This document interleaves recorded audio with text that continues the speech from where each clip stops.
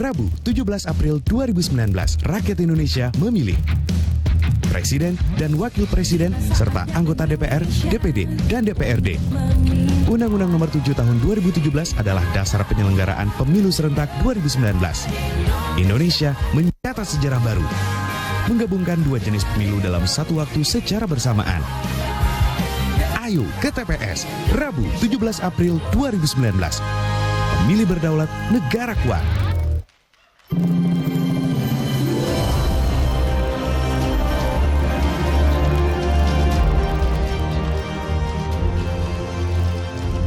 Ya penonton, pendengar, dan warganet dimanapun Anda berada, kita sama-sama kembali di sebuah suasana luar biasa, yaitu debat pertama pasangan Capres dan Cawapres 2019. Dan sekarang kita masuki ke tema korupsi dan nepotisme. Korupsi dan terorisme. Dan peraturannya masih tetap sama dengan segmen sebelumnya. Dan pertanyaannya, sekali lagi kami mengingatkan, hanya akan kami bacakan sebanyak satu kali. Kami berharap dalam debat kali ini, narasi kuat dan fundamental hadir di tengah ruang publik. Di meja saya sudah ada 5 buah amplop dari huruf A hingga huruf E. Kemudian pilihan akan diambil kembali oleh masing-masing paslon dan akan dibantu oleh Ira Kusno. Ira menuju yang pertama ke pasangan 01. Kami persilakan. Pak Jokowi dan Pak Ma'ruf, silakan siapa yang mau mengambil? Saya ditunjukkan, Pak. Ya. A. Amplop A. Saya langsung ambil amplop A. Ini amplopnya masih tersegel dan saya akan langsung bacakan pertanyaannya.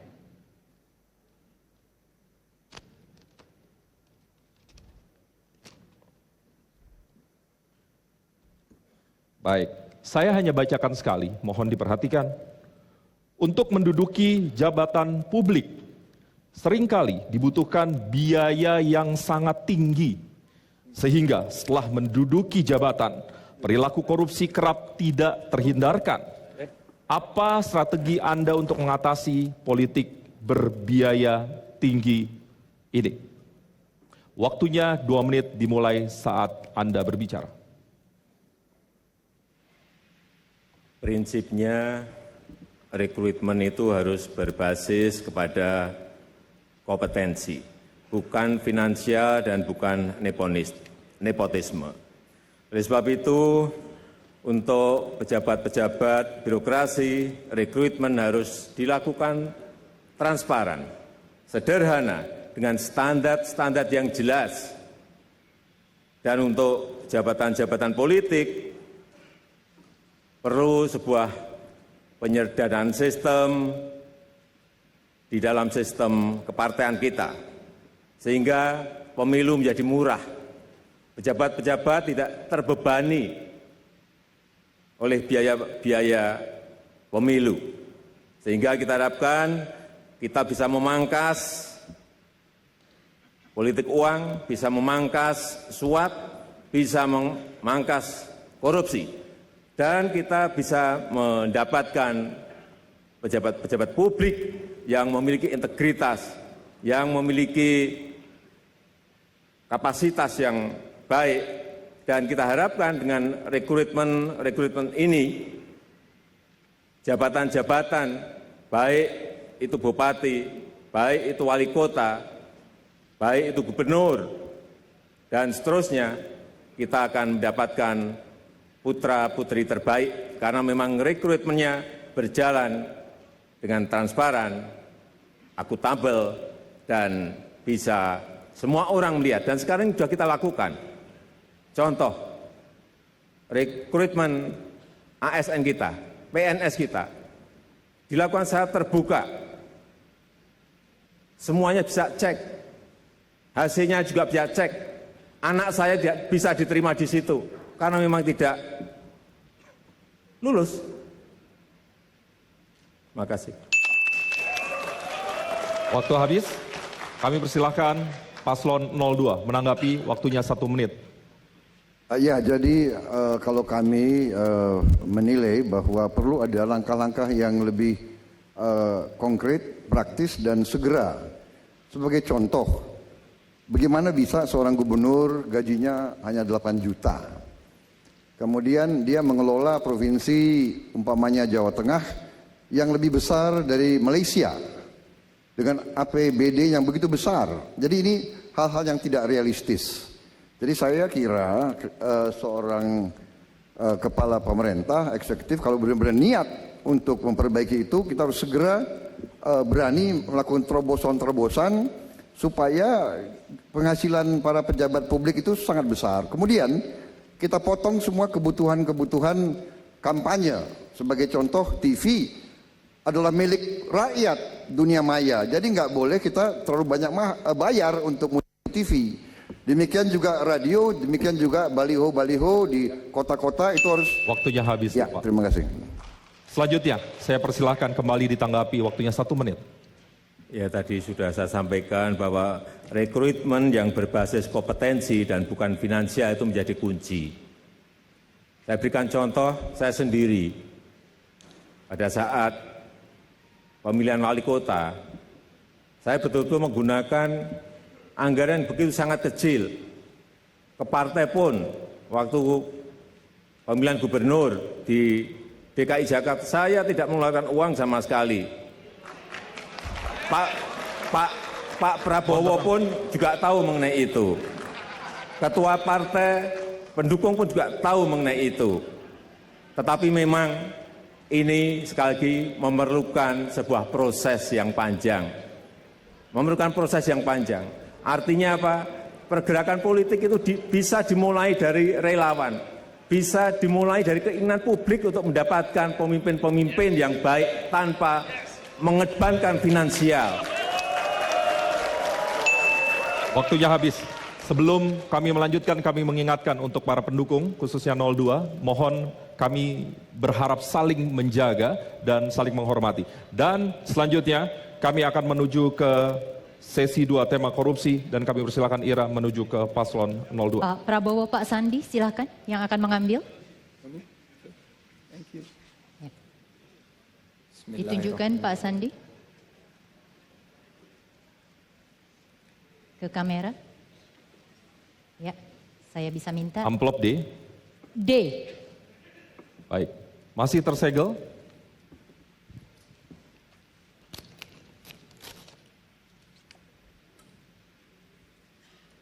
Mohon disimak, saya hanya bacakan sekali. Birokrasi merupakan ujung tombak negara untuk memenuhi hak-hak warga, dan pembenahan birokrasi merupakan salah satu upaya untuk memberantas korupsi. Bagaimana langkah-langkah Anda untuk mewujudkan birokrasi yang bebas dari korupsi? Waktunya 2 menit. Berkali-kali saya utarakan di ruang publik, akar masalahnya adalah bahwa penghasilan para pegawai negeri, para birokrat-birokrat itu kurang. Tidak realistis.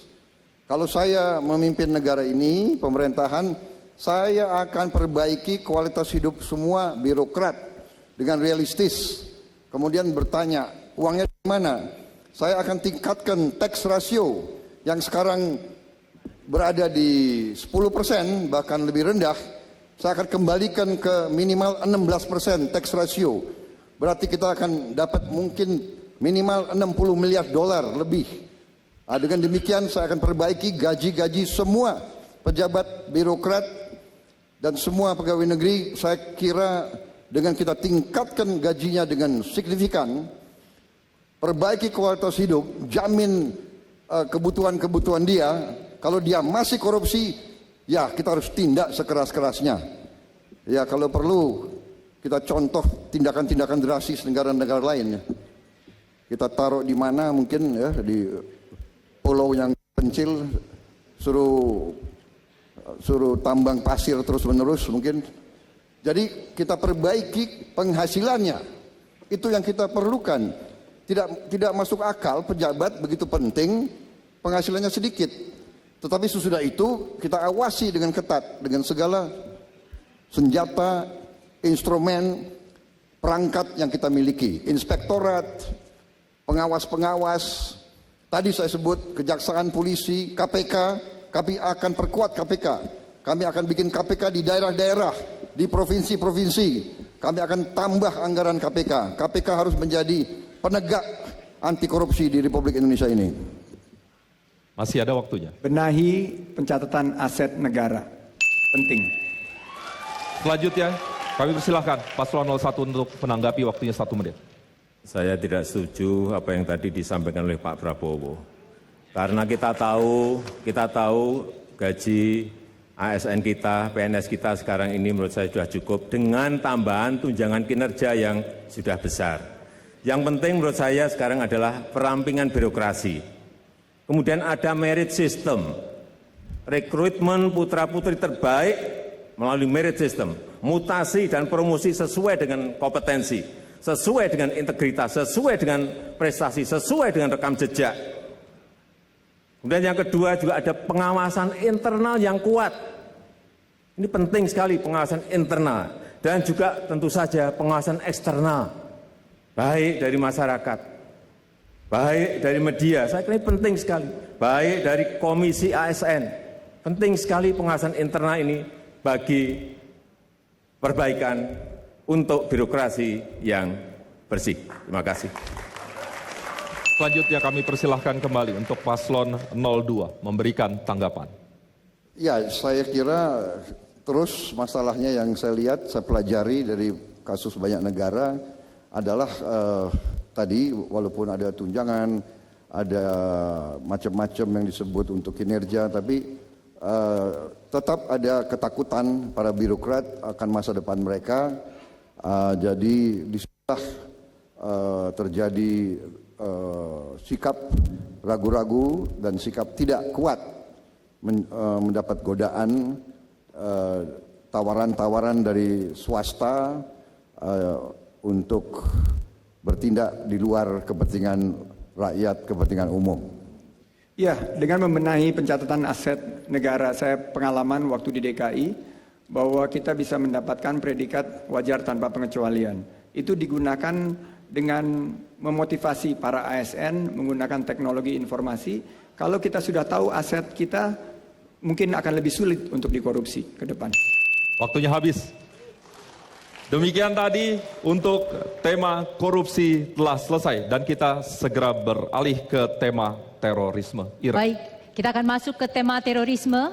Imam akan membereskan amplop. Saya akan maju ke Paslon 01 untuk memilih kembali huruf yang harus dijawab pertanyaannya. Kita tunggu sebentar supaya Imam bisa selesai dengan susunan amplop. Kita siap, silahkan Pak Jokowi atau Pak Ma'ruf? Ya. Pak Ma'ruf. Saya ditunjukkan dulu Pak. Oke, dan ditunjukkan ke ini ya Pak ya. Bapak ambil lagi, kita ulang lagi Baik. Karena jatuh. Baik. Silakan Pak. Oke. Baik, saya pegang Pak Ma'ruf.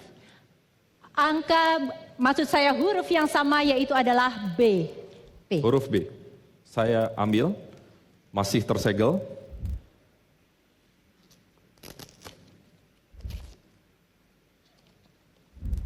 Paslon 01 mohon diperhatikan, saya hanya bacakan satu kali. Pemberantasan terhadap terorisme seringkali berbenturan dengan isu hak asasi manusia. Bagaimana strategi Anda agar pemberantasan terorisme bisa benar-benar dijalankan tanpa ada persepsi dari masyarakat tentang terjadinya pelanggaran HAM? Harap jawab dapat merujuk pada kasus-kasus yang konkret agar dapat secara jelas menggambarkan permasalahan yang dihadapi. Silahkan dijawab, waktunya 2 menit dimulai saat Bapak berbicara. Terorisme adalah merupakan kejahatan. Oleh karena itu, terorisme harus diberantas sampai ke akar-akarnya. Majelis Ulama Indonesia telah mengeluarkan fatwa bahwa terorisme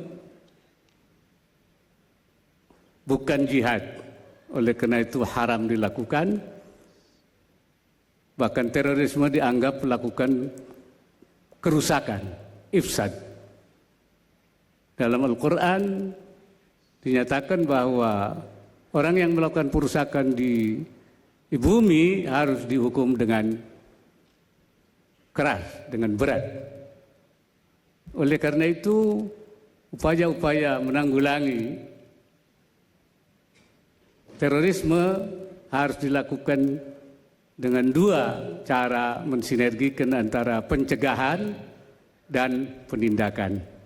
Ke depan kami lebih mengutamakan pencegahan melalui kontraradikalisme untuk menghilangkan atau menekan paham-paham radikal dan intoleran, dan melalui deradikalisasi untuk mengembalikan mereka yang sudah terpapar. Untuk itu, di dalam melakukan tindakan kami juga lebih akan pendekatan yang humanis, yang manusiawi, dengan tidak harus melanggar HAM, hak asasi manusia. Untuk itu, dalam menanggulangi terorisme di masa yang akan datang, kami akan mengajak ormas-ormas, organisasi masyarakat, khususnya organisasi keagamaan. Saya melihat bahwa aparat harus diberi pengetahuan mengenai HAM. Waktunya habis, Pak Jokowi. Selanjutnya, Paslon 02, silakan menanggapi, waktunya 1 menit. Jadi waktu saya masih muda, saya spesialisasinya adalah di bidang anti teror. Saya yang bentuk bersama dengan Pak Luhut Panjaitan pasukan anti teror yang pertama. Jadi saya mengerti, saya paham. Masalahnya adalah karena pengalaman saya itu, saya mengetahui bahwa seringkali terorisme ini adalah dikirim dari negara lain dan sering juga dibuat nyamar. Seolah teroris itu dari orang Islam, padahal itu sebetulnya dia itu bukan dikendalikan oleh orang yang mungkin juga bukan orang Islam, mungkin juga orang asing ataupun bekerja untuk orang asing. Saya mengerti benar-benar. Jadi bahwa stigmatisasi bahwa seolah itu radikal itu selalu dicap kepada orang Islam, saya menolak itu. Saya setuju deradikalisasi. Saya dukung usaha-usaha kemanusiaan. Waktunya habis, Pak Prabowo. Selanjutnya Paslon 01, silakan menanggapi 1 menit.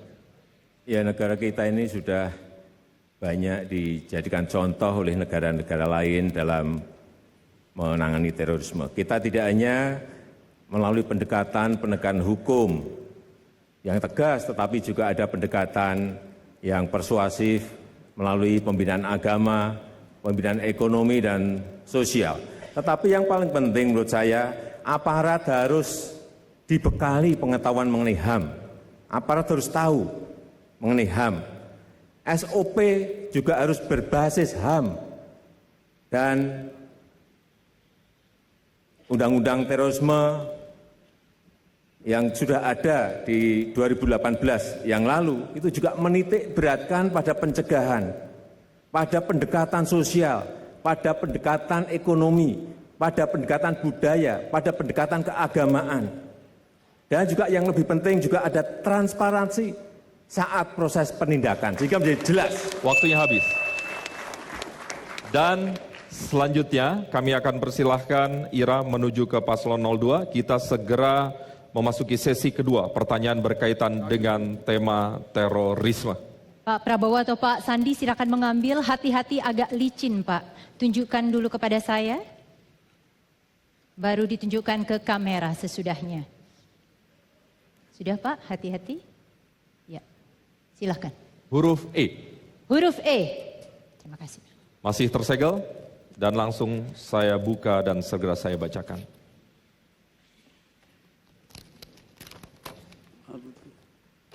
Kami ingatkan, saya hanya membacanya 1 kali.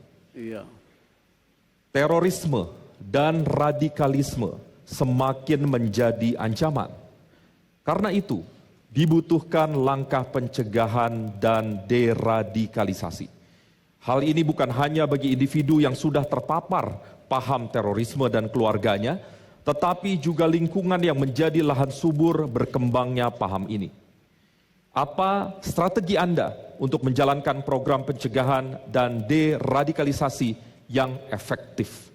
Waktunya 2 menit dimulai saat Bapak berbicara. Tadi saya sebut bahwa banyak terorisme yang merupakan penyusupan dari luar. Yang terorisme dari dalam negeri menurut pendapat saya adalah akibat rasa ketidakadilan, rasa keputusasaan. Mereka melihat perlakuan yang tidak baik, tidak benar, mereka merasa tersakiti. Dengan demikian mereka bisa dipengaruhi oleh pengajar-pengajar ataupun faham-faham yang radikal dan mengarah kepada kekerasan.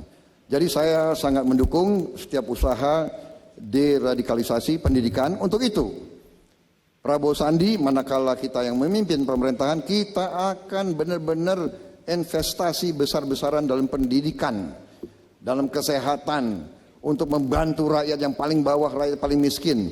Kita akan bantu pesantren-pesantren, madrasah-madrasah, guru-guru di mana-mana harus kita perbaiki kapasitasnya, kualitas hidupnya. Dengan demikian, mereka yang akan bisa mempengaruhi pendidikan, pengajaran, pembangunan iklim yang terbaik untuk suasana tidak putus asa, suasana tidak merasa benci, tidak merasa tersakiti.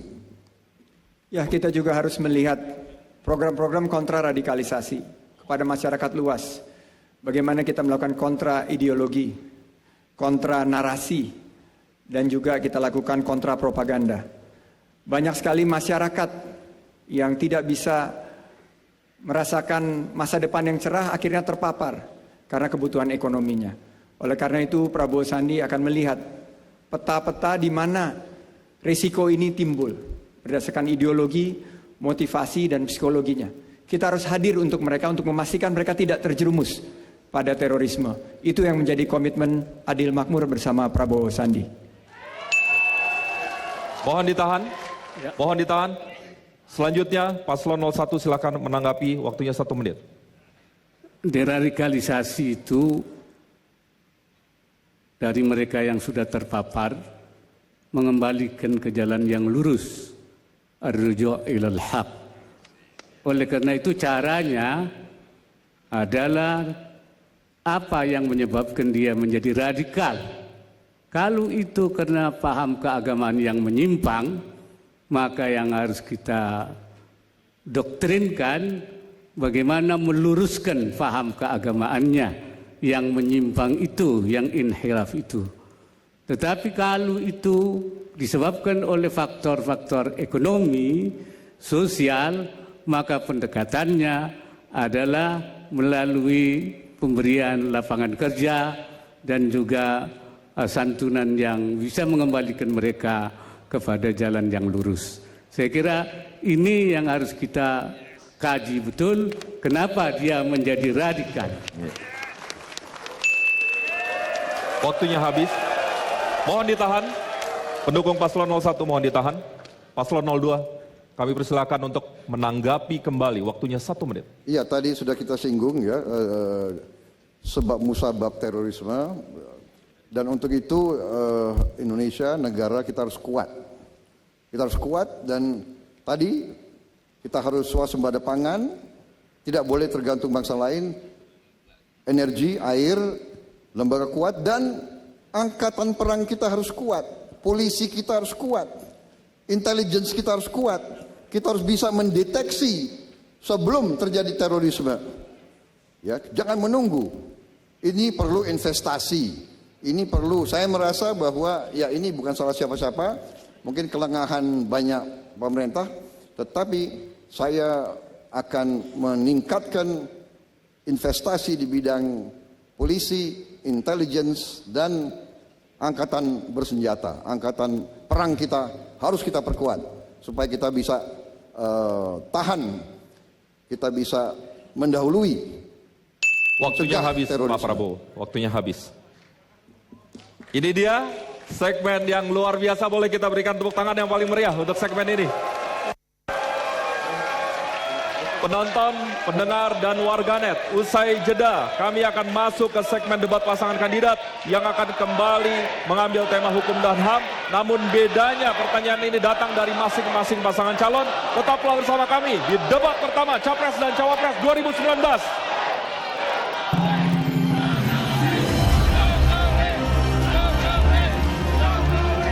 Rabu, Indonesia memilih Presiden dan Wakil Presiden serta anggota DPR, DPD, dan DPRD. Undang-Undang Nomor 7 Tahun 2017 adalah dasar penyelenggaraan Pemilu Serentak 2019. Indonesia mencatat sejarah baru, menggabungkan dua jenis pemilu dalam satu waktu secara bersamaan.